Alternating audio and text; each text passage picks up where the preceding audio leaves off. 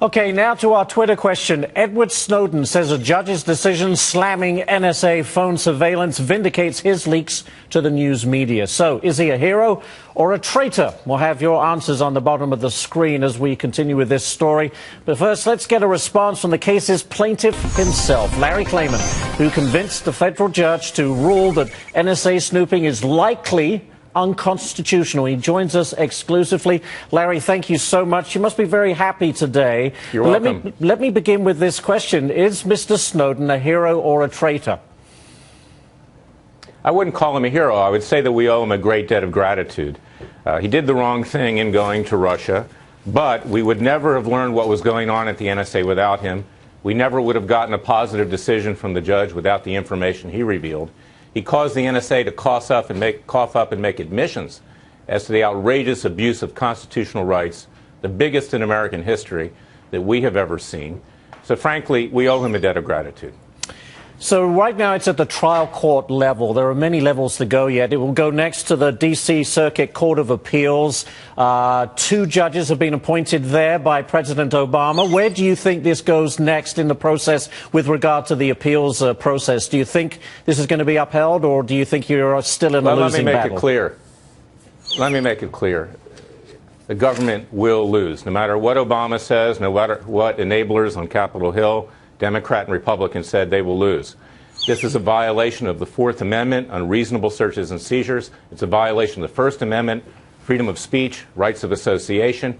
It's a violation of due process because no American had the ability, and all 300 million of us are subjected to this outrage, had the ability to go into the FISA court and complain and seek to overturn this decision. And as far as the companies that are meeting with Obama today, they're collaborators with the government.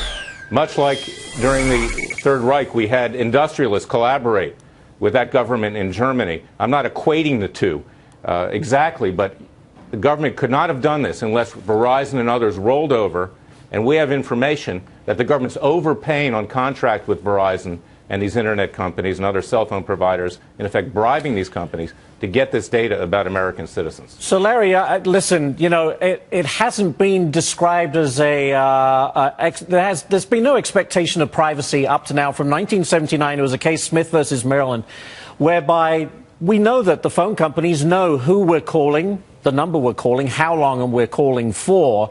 NSA says they're not actually listening in on the calls. They're just looking at the patterns, which was upheld back in 1979. Is it your contention they're actually listening into the phone calls and reading our emails?